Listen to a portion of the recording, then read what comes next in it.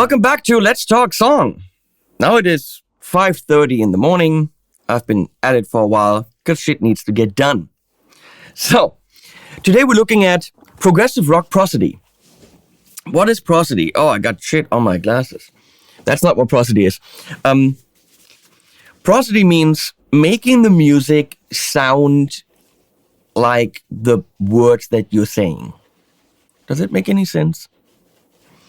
So, when you're saying, oh, I'm so sad, you're playing a minor chord. Okay? Oh, I don't know what to do, and you're playing a major 7 sharp 11? Why? Well, because a major 7 sharp 11 kind of sounds like that. Major 7.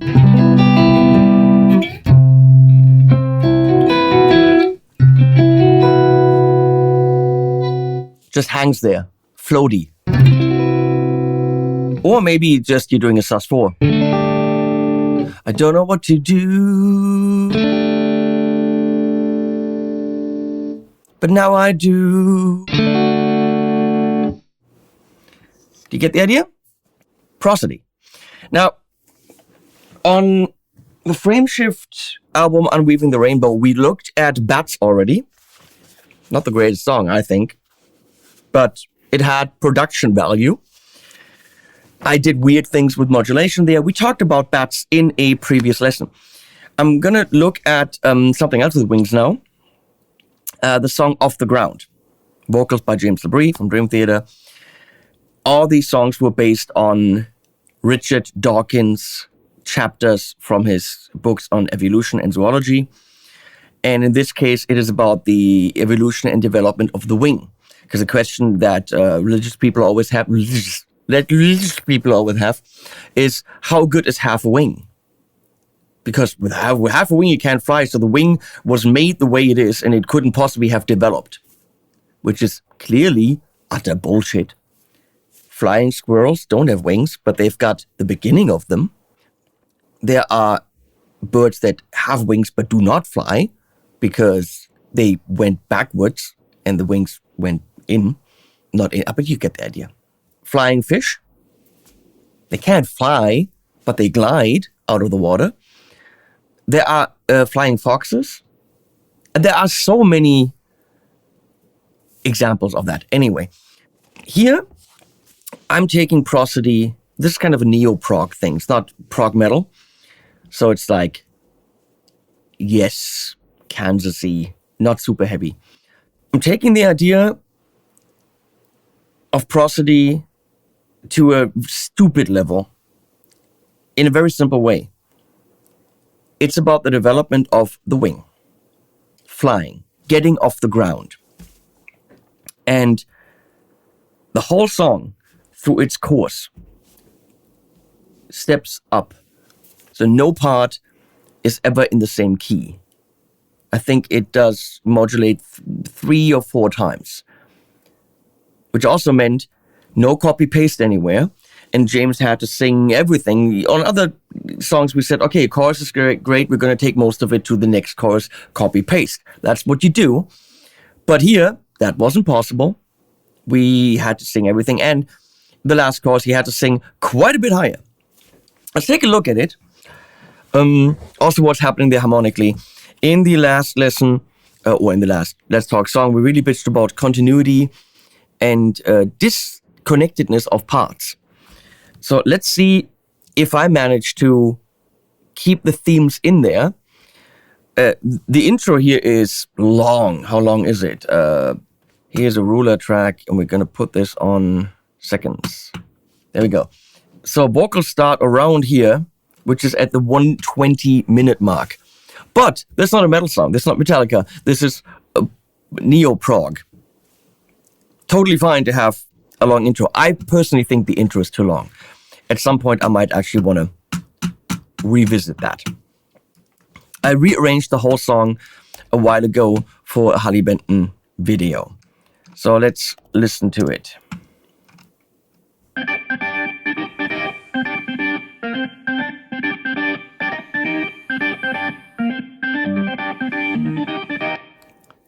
Prosody.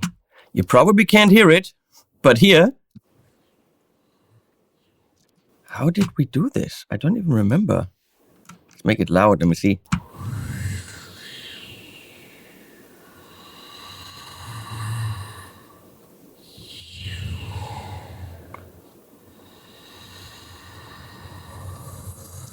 It's just air. I do not remember if that was James, if that was me, if it's a file I got from somewhere, but suddenly behind the organ is air moving.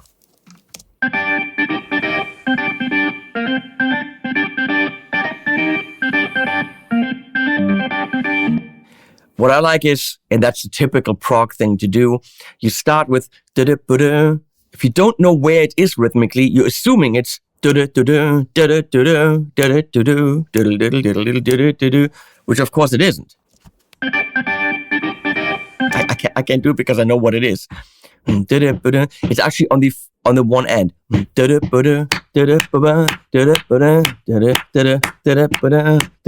the last one's actually on 16th offbeats. So it starts to make sense once the left hand of the keyboard comes in.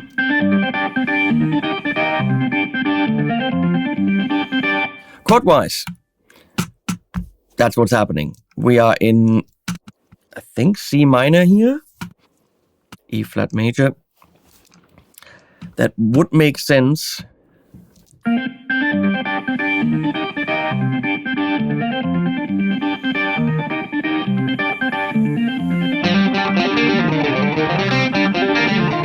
Cool counterpoint line of the guitar to the keys. That's not songwriting, that's arranging.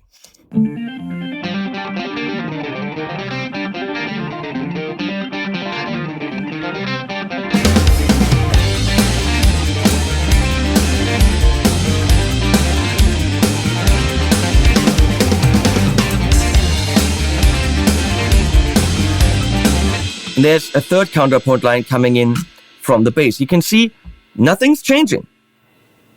We're not adding new riffs. We're taking the same riff starts, adding a counterpoint line, the riff continues, adding another line together with the drums. So the other line is this.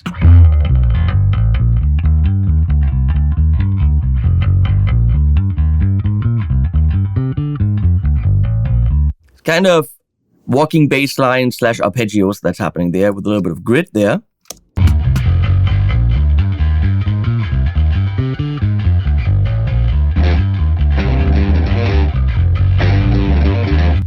And there's low notes supporting the main guitar line.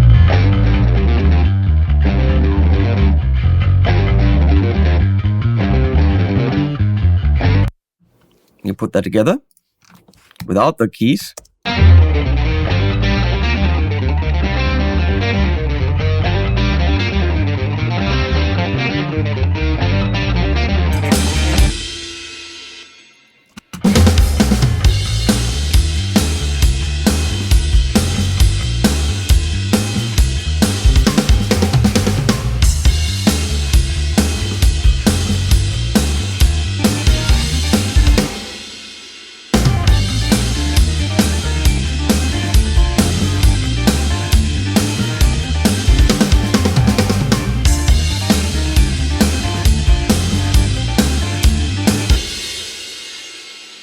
What are the drums doing? Boom, chuck, boom, chuck, boom, chuck. It literally couldn't be simpler. If the drums were also doing complicated stuff, that's just too much. And I think in the original, which is this stuff here,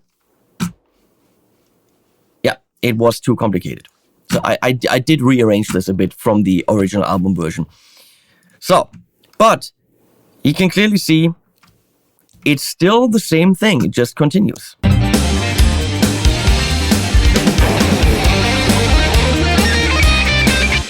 So now, let's kill the solo. At that point, I don't really think we need a solo, but...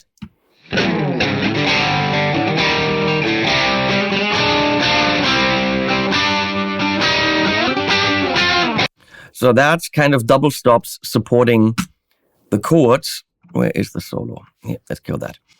So we're going away from from that guitar line because we're now playing a solo on top of it. That would be way too much. So the guitar chords are just supporting what's going on.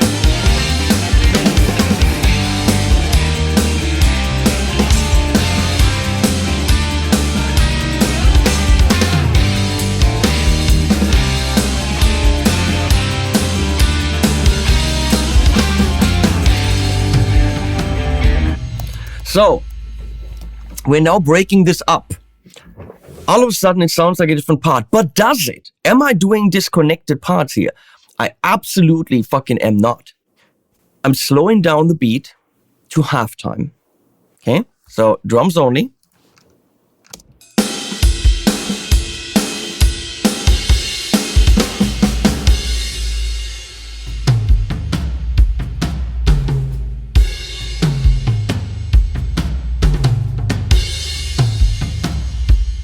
Definitely a halftime feel.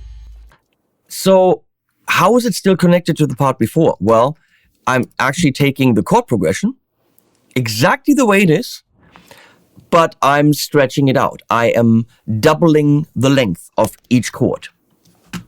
So you totally have a connection. Look, it's the G sus4, it's the E flat minor, it's the C minor. It's really the same part, just stretched. Because the drums are stretching, the harmonic rhythm is also stretching. So without the solo, that's good.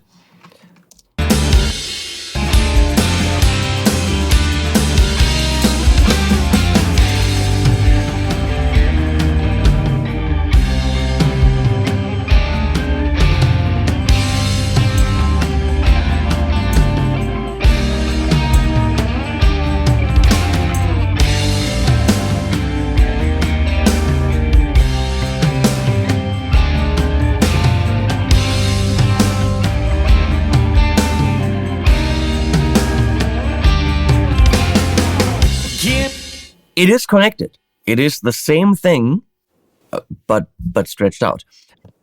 Oh, that's very wrong. Here we go. Now, something that Keith Emerson said, Emerson, Lake and Palmer. Prog is nothing but you take the riff, you play it backwards, upside down, you stretch it, you cut something off. You don't make a new riff. You play with the material you have. That's when it gets interesting. And that's literally what I did here. So for me, the solo is just, it's way too long for a solo. I mean, I didn't work out something. This was literally, see, it's, oh, you can't see, sorry. It's one take, at least for this thing here. I think in the original, did I have more takes? Yeah, a couple more. So in the original, you can see that it's chopped and edited a bit. Here, it's one take. And it's just, I would have to work something out to make it interesting. And it bores me. With the solo, it's annoying to me.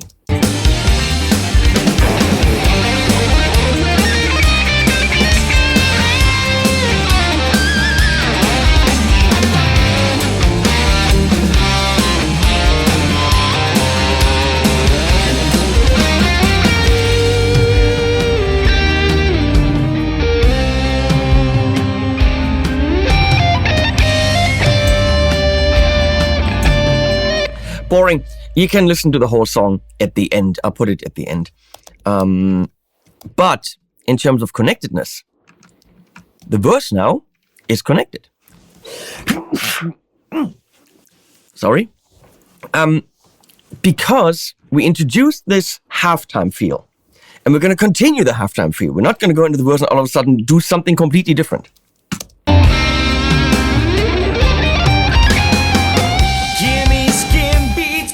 Listen to the drums only.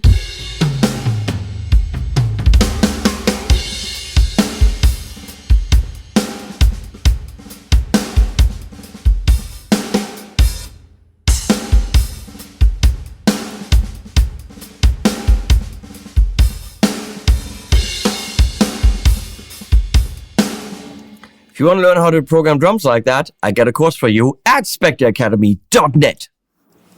Complete guide to drum programming, and we'll actually not out yet, but we'll have an add-on pack for progressive rock, created together with Felix Lehrmann. And you'll learn how to do odd time signatures and all of that stuff. Exactly what I'm doing here. So if you want to learn how to program drums like this and make them look like this and sound really cool with all the ghosty notes and all that stuff,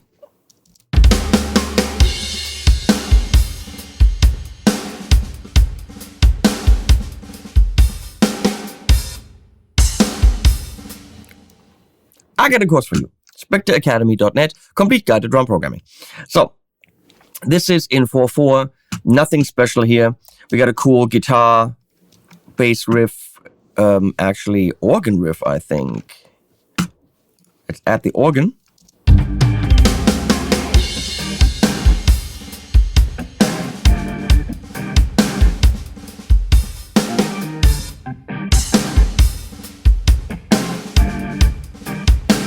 Come on! Is that cool or is that cool? Let's add the bass.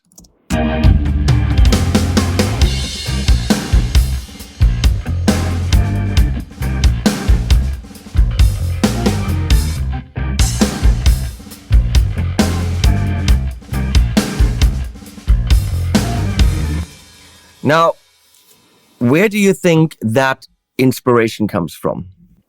Just talking about inspiration for a second. Spock's Beard, most certainly. This is not Dream Theater, okay? I wrote this because of Spock's Beard, but Niacin. When I'm hearing it just with bass drums and organ, where Niacin is. I mean, as good as Niacin, probably not. Niacin is Dennis fucking Chambers on drums, Billy Sheehan on bass, and I want to say John Ravello, not sure, on Hammond. And that's the sound you get, nothing else. So hearing it in that arrangement, that's Niacin for me.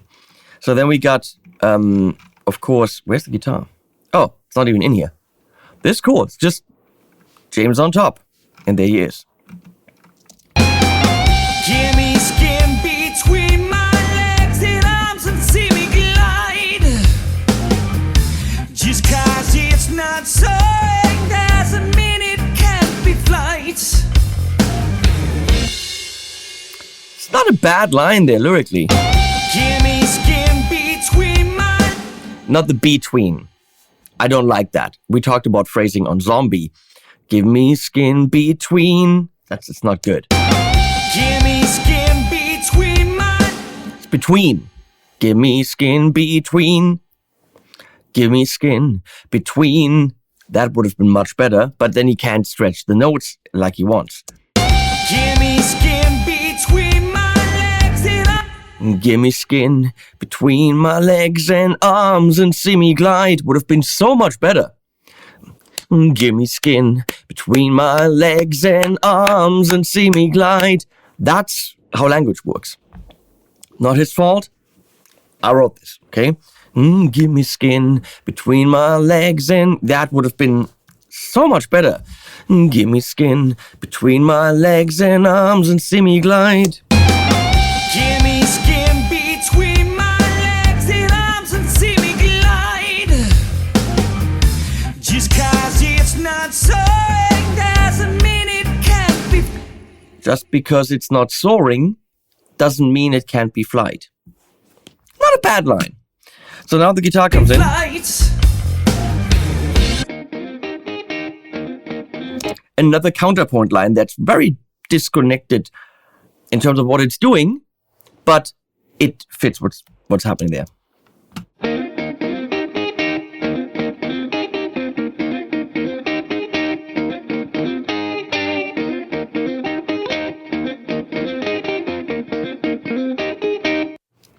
Okay? Lights. 10 feet from tree to tree is my vector efficiency. Half a wing is everything if it... There's something else going on here.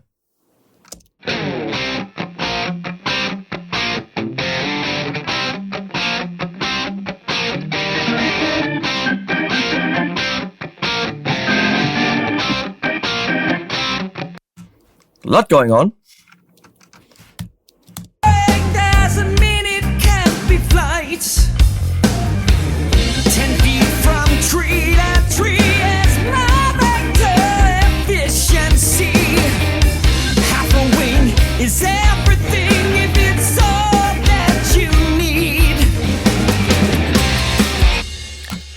Okay, because it's prog, we got to go odd. Now we're doing a 5/4, but a really cool 5/4 with driving snares. In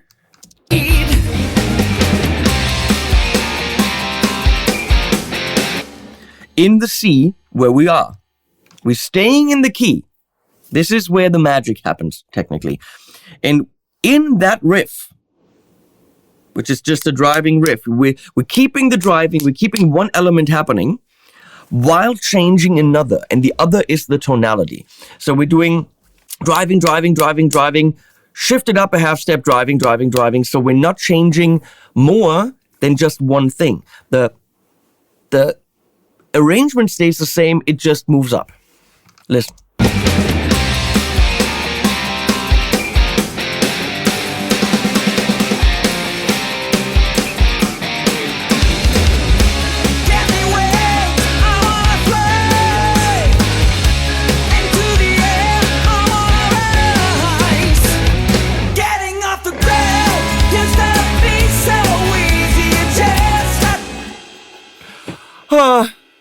When that kicks in, it makes me happy. Why? Because that's a cool hook. It is. And in all the prog I do, or I have done, I try to have poppy kind of things in there. You can go complicated everywhere and have the long intro and all this stuff, but when it gets to the core of the song, keep it straightforward. And when we look at the chords here, what is it?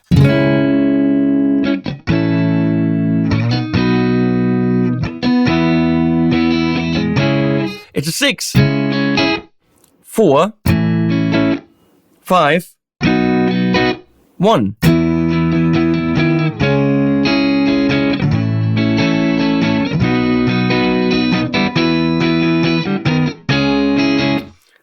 And 6, 4, 5, 1. Oh, 2, 3.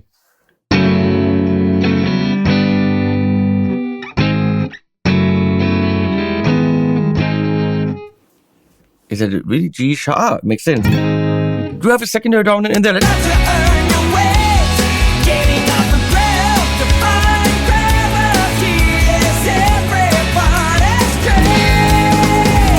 Yes, I do. So we're doing 6, 4, 5, 1. 6, 4, 2, and then 5 of 6. So the G sharp is going, really pulling us back to the C minor, C sharp minor. And then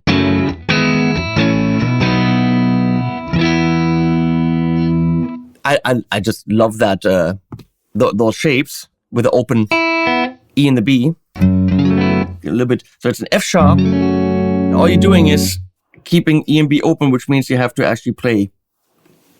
I play it like this. You could play it like this if your fingers allow.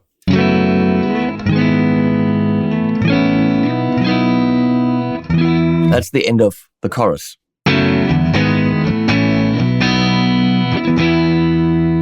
And we're all beautifully on that E. So let's talk about prosody. We're flying. We lift it off the ground. Okay? Whatever the riff is.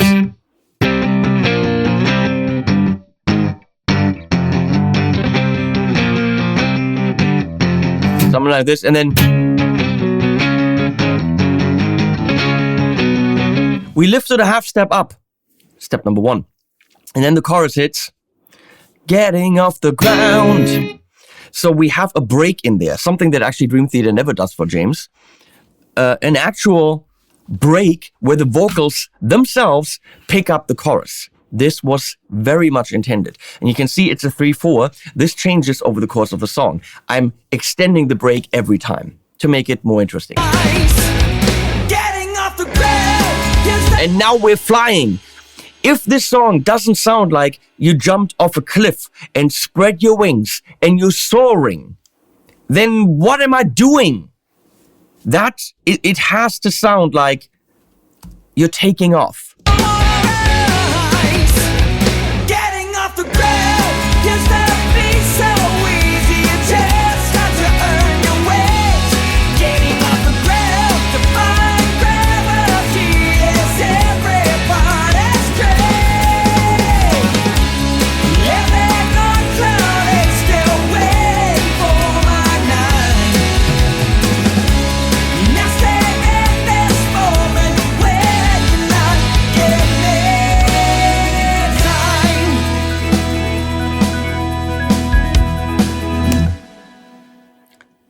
So when that E comes, that is, I am not flapping my wings anymore. I am freaking just gliding.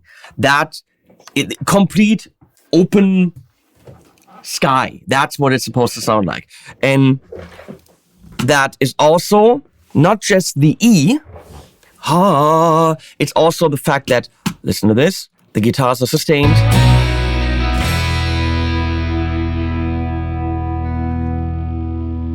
That's that motion, okay? We got more guitars. And without any support of any other instruments, the organ does this.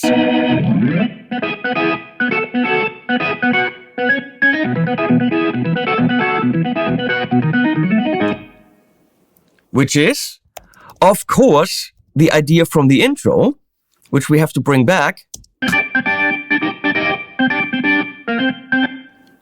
But we're in a different key. We're playing a different chord. So it does make quite a bit of sense. Where are we here? It is applied to that open E, but we're bringing back the idea. Different key, but the idea is back, okay? And you can't forget bagpipes.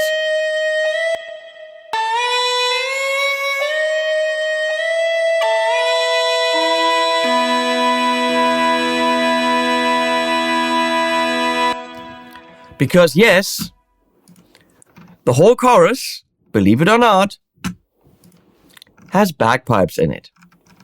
Because they fucking rule.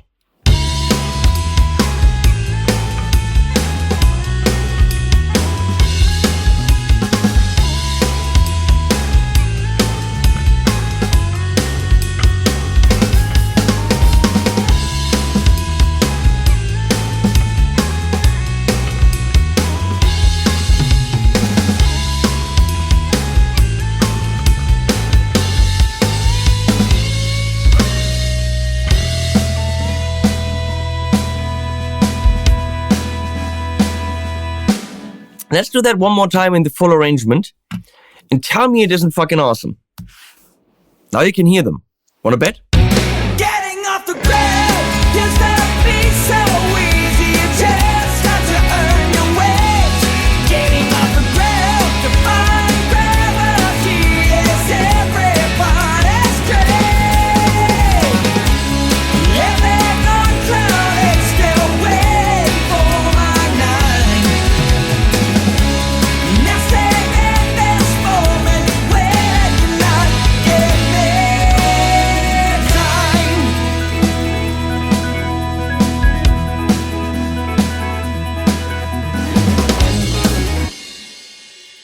Bagpipes.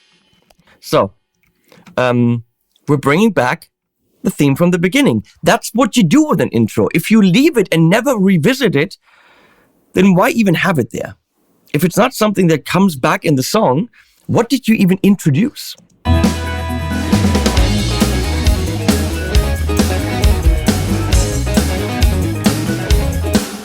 I apparently didn't bother to write chords here anymore. It's definitely modulated up. I can tell you that. It's the intro, but higher.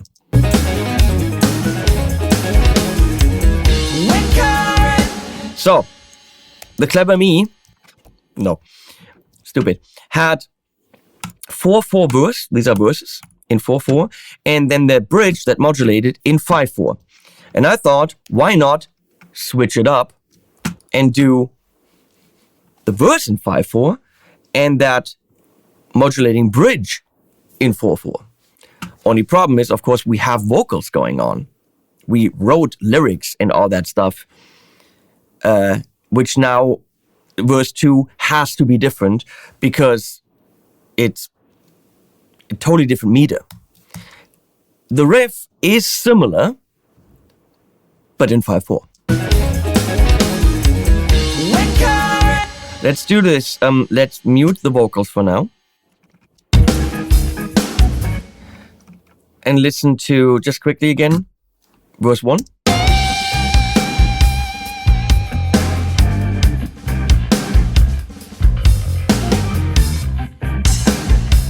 Verse 2.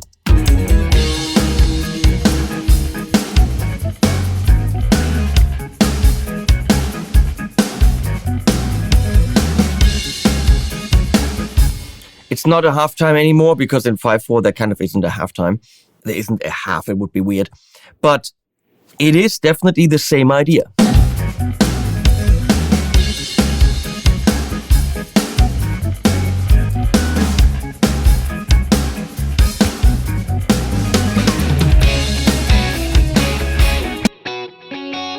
Remember that part? Just shift it to 5/4.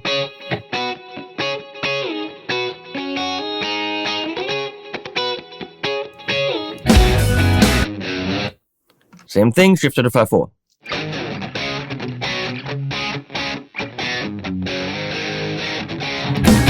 By the way, these are all extremely cheap Harley Bentons.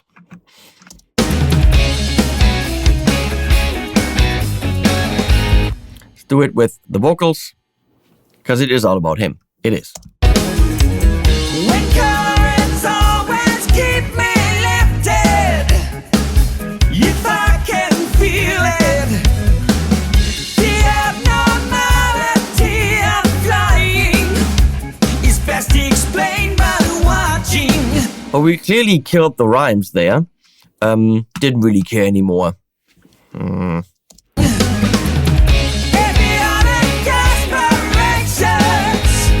Avionic aspirations. What were we thinking singing that?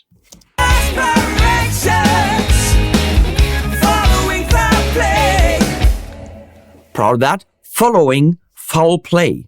Foul as, you know, the chickens or whatever foul is. Just wordplay. Come on. Wordplay. Following foul play.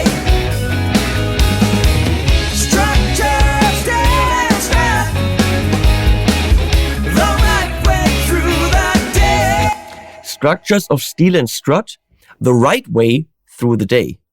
But of course, right as in Wright brothers.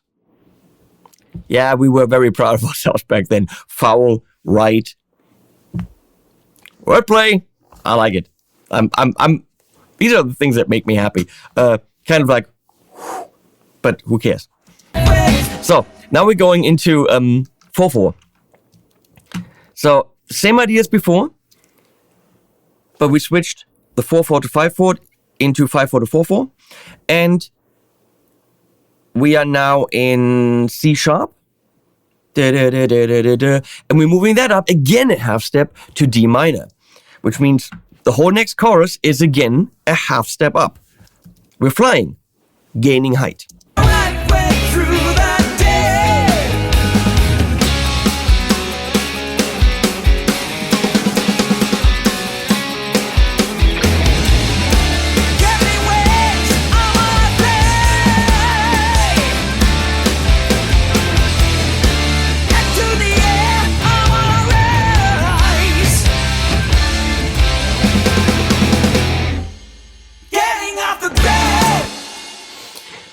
So the pickup that I'm excited about this song. I love it. I'm sorry.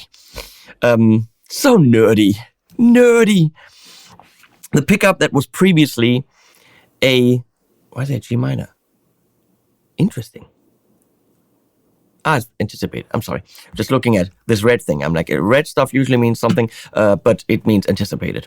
What was previously a 3/4, now is a 5/4. We're waiting 2 more 4s. Just to keep you on your toes. Getting off the ground used to be so easy. You just have to earn your wage.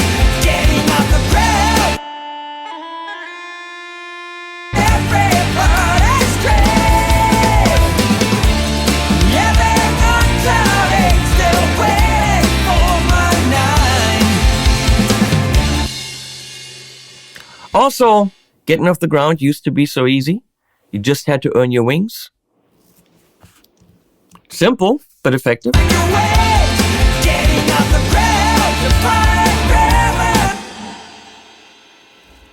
Getting off the ground, defying gravity is everybody's dream.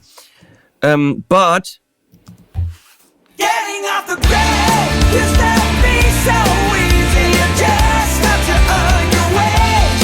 Getting off the ground, defying gravity is everybody's dream. Living on cloud 8, still waiting for my 9. We're trying to say that it is evolution. It can go more. The wing could go bigger. You could fly longer. You could fly more. There's movement in nature. Okay, things can go backwards. You could go flightless again. But that's what we're trying to say in a very lofty way.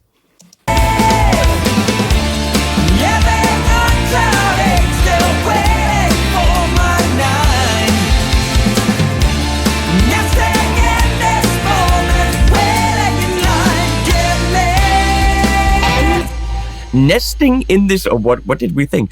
Nesting in this moment, waiting in line, give me time. Give me time. Obviously saying evolution can happen in another how many generations. But nesting in this moment, meaning I am what I am right now. Obviously, I cannot evolve. My children could, which I don't have. But you get the idea. It's evolution.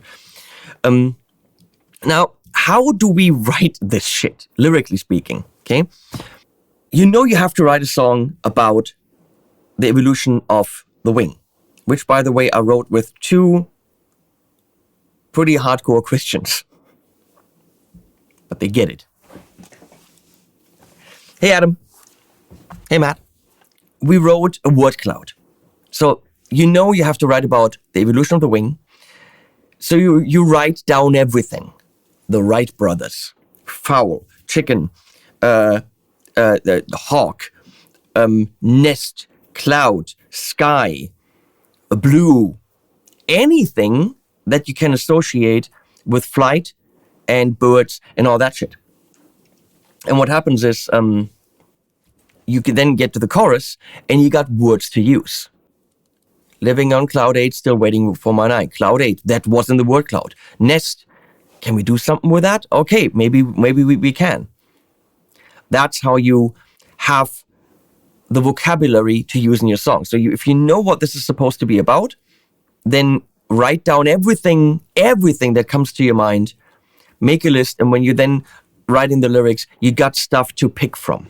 That's clearly what we did here. So, where are we going? Well, just like we landed on the E earlier, we're now landing on the F. We're landing on the 1 of the key in a solo. And the solo in this case, what are we doing here? What did I do? What's that?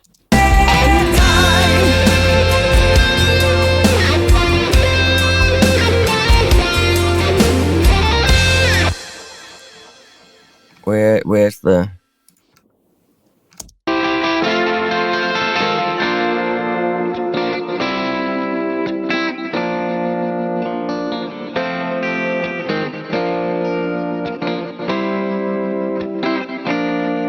Okay, that A flat definitely is just a little chord. So it's pretty much an F, B flat, C. It's a 1, 4, 5 in F, with F as the root. So what you get in there is really a very, very clear, happy, floaty, no, not floaty, just very happy F major. So you got...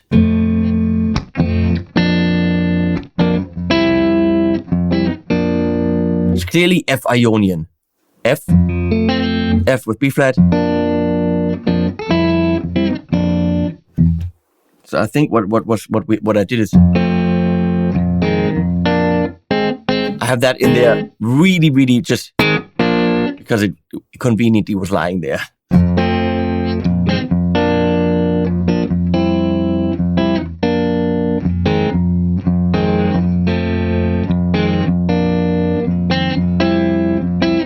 Okay, and then we're moving that to D minor.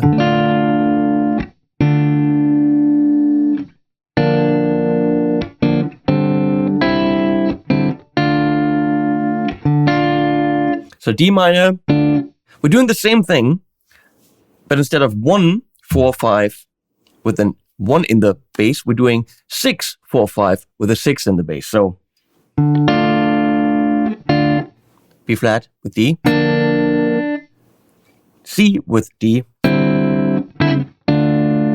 very easy to establish these kind of tonalities when you just have that root. Okay, so listen to it.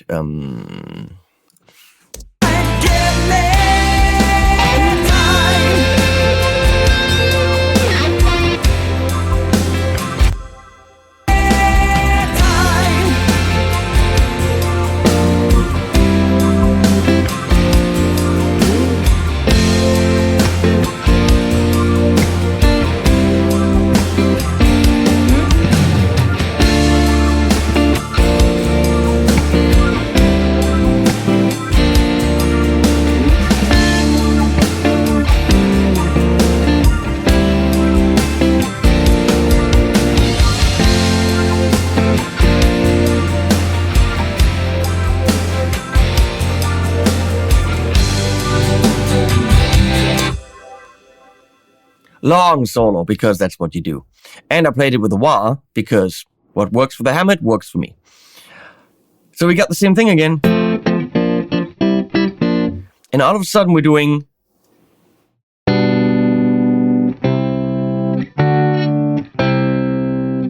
What's happening? The 1, 4, the 5, the 4 in G. So we started with C sharp, we started with C minor, went to C sharp, first chorus, went to D minor, and now we're jumping a whole step. So we're actually modulating here once, twice, and the third time, but we're going to E minor. So we're actually not going a half step up, we're going a whole step up. So that's exactly the time when we actually establish that something is moving up again, and the whole last chorus is then in E minor. Let's do that with the solo.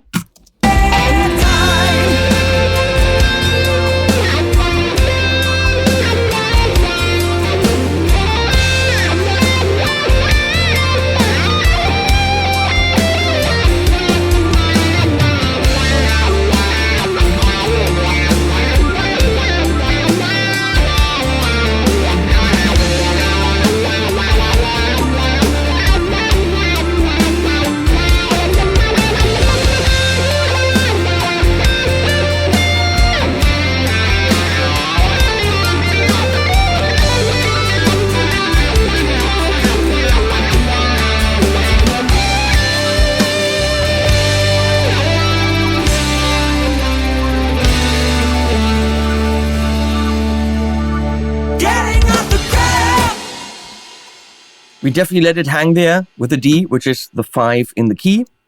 That whole step up from F to G wasn't really that bad, was it?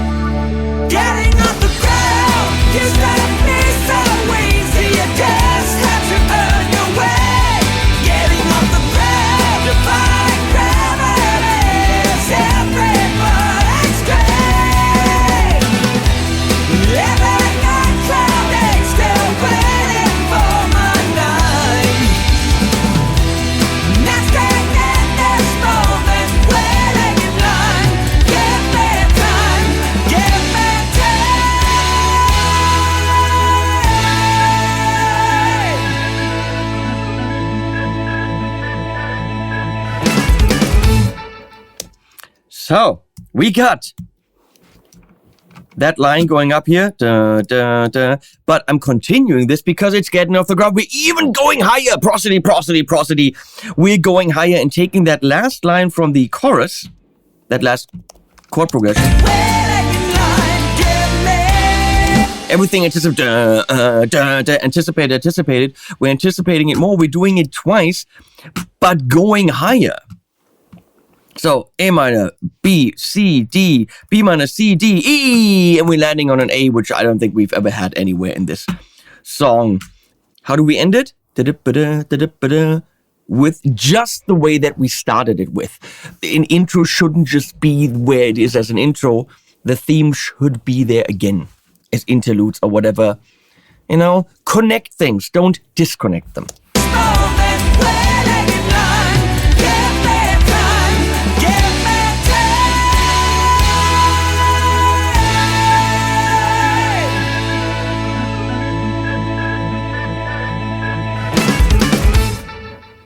That's it. There is the song. Is it necessary to do that? No. Was it fun? Yeah. Was I a little bit proud of myself because I did a song about getting off the ground that continuously modulated and went up. I rarely do modulations at all, and apparently when I do them, I overdo them. I think there's some funny, clever little things in there. Is this a radio song? No. It's 5 minutes 50. Hell no, it isn't. But it's what I wrote back in 2003. Rearranged a year ago or two. So maybe that gave you some ideas. Maybe that inspired you a little bit. Maybe you learned a little bit about harmony and stuff. Obviously, pretty much almost everything that you saw here, you can learn in Almost But Not Quite Complete Guide to Songwriting, coming in April. The drum programming, you can learn in my Complete Guide to Drum Programming. We are going to have add-on packs for classic rock and 80s. We're going to have an add-on pack for progressive rock. This is stuff. I am not extremely talented. I really am not. This is all stuff I had to work on. This is stuff I had to learn. This can be learned. Use your ears and then learn. So, no, I don't think this is talent. I think this is work. If you put in the work, you can do this shit. This is not rocket surgery. It's actually very doable. If you watch these kind of things, and obviously go to Rafa's channel, which is called Let's Talk Song. Link somewhere if it's, I don't know if the channel's live already, but there's going to be a whole Let's Talk Song channel with my co-host Rafa Alcano, who knows a lot about songwriting. And the course and all that. Okay, I don't know how long this was, way too long. Thank you for watching. Hopefully you had fun. And we're going to put animals at the end, as always.